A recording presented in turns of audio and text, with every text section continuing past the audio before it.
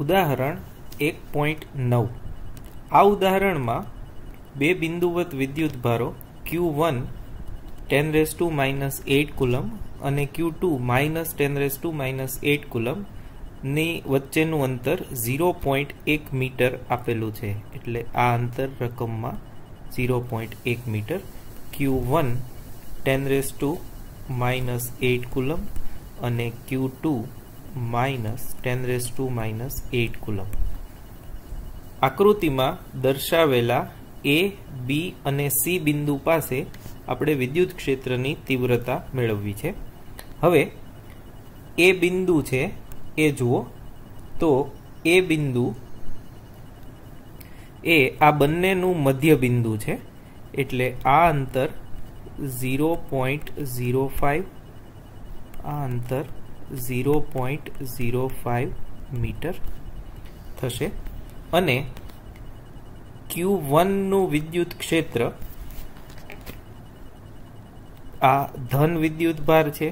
એટલે અહીંયા એકમ ધન વિદ્યુતભાર મૂકવામાં આવે તો એના પર લાગતું બળ અપાકર્ષી એટલે આ તરફનું અને આ માઇનસ છે એટલે એનું પણ આમ આવશે. તો એ બિંદુ પાસે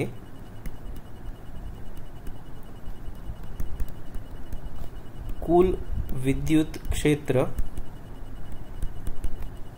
E at A is equal to E1 plus E2. કેમ કે બંનેની દિશા એક છે એટલા માટે. તો મૂલ્યમાં EA બરાબર E1 plus E2.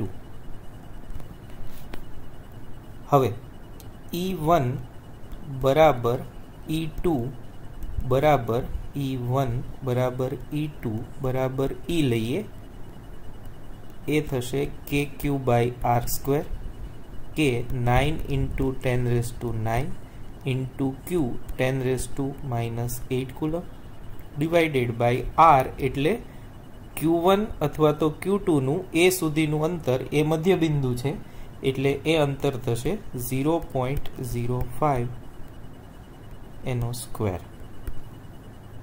આનો જવાબ આવશે 3.6 × 10⁴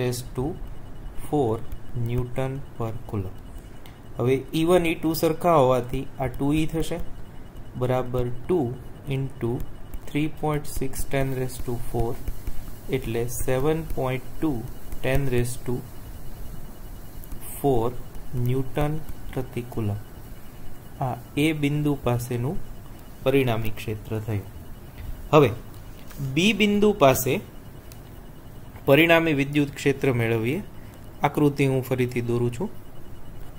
આ Q1 વિદ્યુતભાર, અહીં Q2 વિદ્યુતભાર, બંને વચ્ચેનું અંતર 0.1 મીટર અને બી બિંદુ છે એ અહીં આવેલું છે B અને આ અંતર છે એ 0.05 મીટર આપ્યું છે. તો બી બિંદુ પાસે ક્ષેત્ર મેળવવા Q1 નું અંતર એને આપણે R1 કહીએ તો એ અંતર થશે 0.05 મીટર એટલે કે આટલું અંતર.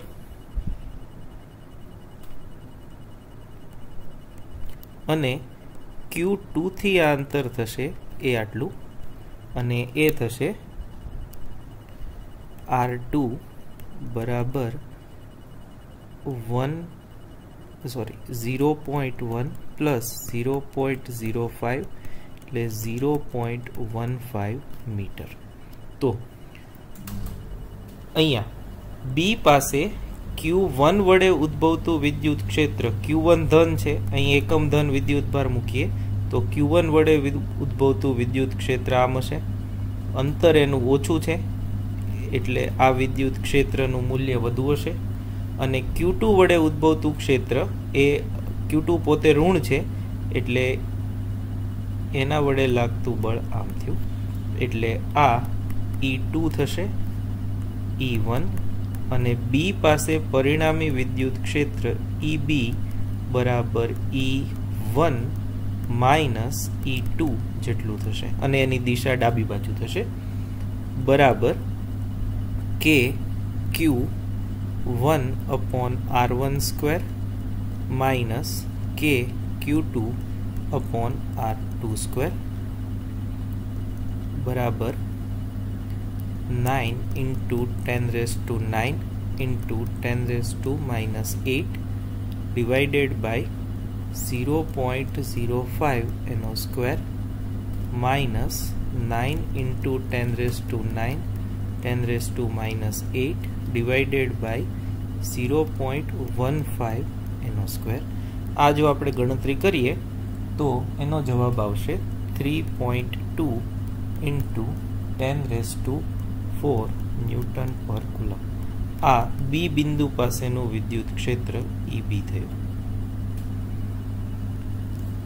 હવે સી બિંદુ જે છે એ અહીં આવેલું છે. આ બિંદુ સી છે અહીંયા કે જે Q1 અને Q2 ના લંબ દ્વિભાજક પરનું બિંદુ છે. તો Q1 વડે ઉદ્ભવતું વિદ્યુત ક્ષેત્ર અહીં એકમ ધન વિદ્યુત ભાર મૂકીએ તો Q1 નું વિદ્યુત ક્ષેત્ર આ દિશામાં થશે E1 અને Q2 વડે ઉદ્ભવતું ક્ષેત્ર આ દિશામાં E2. પરિણામી ક્ષેત્ર એનો સમાંતર બાજુ ચતુષ્કોણ બનાવીએ તો આ દિશામાં છે આ EC. હવે આ અંતર જે છે આ 0.1 મીટર આ સમબાજુ ત્રિકોણ થશે. આ 0.1 મીટર તમને આપ્યું જ છે અને આ પણ 0.1 મીટર. એટલે સી પાસે Q1 અને Q2 વડે ઉદ્ભવતા વિદ્યુત ક્ષેત્રો સમાન મૂલ્યના થાય કેમ કે બે વિદ્યુત ભારના મૂલ્ય સમાન છે અને બંનેથી સી સુધીનું અંતર એ પણ સમાન છે. તો સી પાસે પરિણામી વિદ્યુત ક્ષેત્ર EC નું મૂલ્ય સમાંતર બાજુ ચતુષ્કોણના નિયમ પરથી E1 square plus E2 square plus 2 E1 E2 cos બંને વચ્ચેનો ખૂણો અને એ ખૂણો છે 120 ડિગ્રી. આ પરિણામી ક્ષેત્ર થયું. અહીંયા E1 બરાબર E2 બરાબર KQ બાય R સ્ક્વેર અને એને આપણે E કહીએ અને એ થશે 9 into 10 raised to 9 into 10 raised to minus 8 divided by 0.1 NO square અને આ થયું 9 into 10 raised to 3 ન્યૂટન પ્રતિ કુલમ. આ સી પાસેનું વિદ્યુત ક્ષેત્ર EC થયું.